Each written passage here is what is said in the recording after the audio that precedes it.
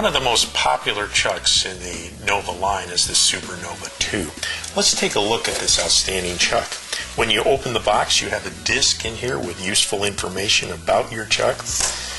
You have the chuck itself, which is a well-machined 4-jaw scroll chuck, as we explained before, with bevel gear drive, very positive, very powerful. And we have a cast backing ring in here with 24 holes that allows you to have indexing on machines that don't have that feature. A very cool design idea. Of course, we have an adapter, and you can buy a wide range of adapters, readapt this to different lathes as you change lathes. Simply screw it in, and then you would drop your fiber washer down this hole, put the grub screw in, and screw it up with a hex key. Comes with a set of 50 millimeter jaws, which screw in place like this, and the 50 millimeter size is probably the most useful size you can own. It will do a wide variety of work and bowls up to about 14 inches in diameter. It also comes with a worm screw as standard that you can grip to make it into a screw chuck, as we showed before.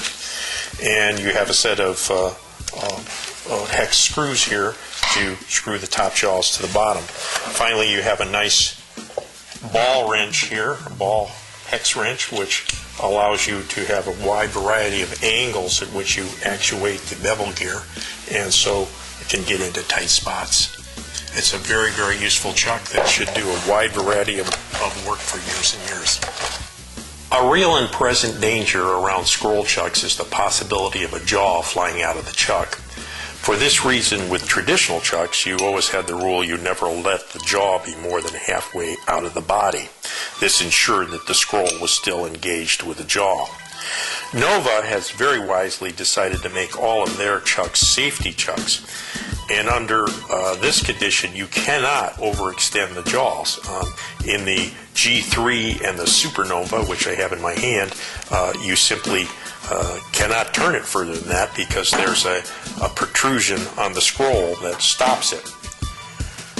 On the Titan chuck, it's done with a little set screw that goes under the number 3 jaw here as it's shipped from the factory. This will not let the jaw go more than out of the chuck body. If you move it over the number 1 hole, you can put the jaw out a little bit further, but it still has firm engagement with the scroll. Also, people often ask why Nova chucks seem to operate in the opposite direction to our Western way of thinking. It's not because they're made in New Zealand and there's reverse Coriolis effect there or anything like that. The reason for it is that by making the scroll with that way, when you are turning normally on a wood lathe in forward direction, this makes the scroll self-tightening and always keeps the jaws from ever loosening up. A very good innovation and part of keeping you safe.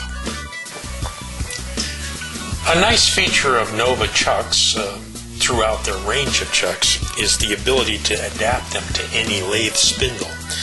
This is done through inserts. When you buy your chuck, you buy an insert for the lathe you want to install it on. In this case, this would be a Nova lathe or a Powermatic lathe at 1 1/4 8. Here's one at 1 inch 8 for a Delta lathe, and here's one with a 5/8 plane bore for a shopsmith. So if you change lathes, you don't have to throw your chuck away. You simply buy another inexpensive adapter and adapt the chuck to a new lathe. You can also use the chuck on several different lathes by simply screwing and unscrewing the inserts. To install the insert, we simply screw it in to the back of the chuck like so. We're going to snug it up a little bit with a spanner right here. Good.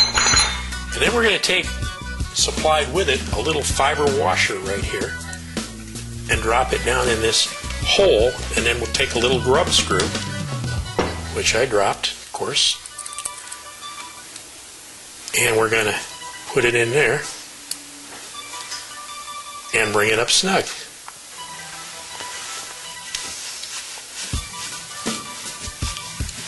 There. And that fiber under that grub screw keeps it from marking the recess down in here so that you can take this on and off at will without doing damage to the insert. So we're all ready to mount this up on Nova lathe. Nova sells a wide range of chucks, and they're all what are called scroll chucks. By turning a device in the side of the chuck, we can open and shut the jaws in unison. And what we're really turning here is a bevel gear, as you can see right here. And if we were to take that bevel gear out, it's turning what's called the scroll plate. You get at all these things by removing a couple of circlips here, and you can get what are called circlip pliers that expand these and allow you to get them out at any automotive parts store. We now have the scroll plate here, and the scroll can be thought of as a screw thread on a flat surface. It's really sort of an inclined plane. And the jaws, which fit into the keyways on the top of the chuck right here, are composed of two parts. By undoing these two screws, we can take the top jaws off, and of course Nova sells a very wide range of replaceable jaws for these chucks, so that you can grip almost anything. And here's the bottom jaw. The bottom jaw has a rack machined in the bottom of it, and that engages the scroll like this, so that when the scroll turns, that moves that jaw in and out. And of course the jaws, the rack pattern in the bottom of it is different for each of the jaws, so they have to be put in order, 1, 2, 3, 4, or the chuck is not going to operate correctly. It is a good thing periodically to take your chuck apart and clean it out good. When it's hard to operate, it's a good time to do it.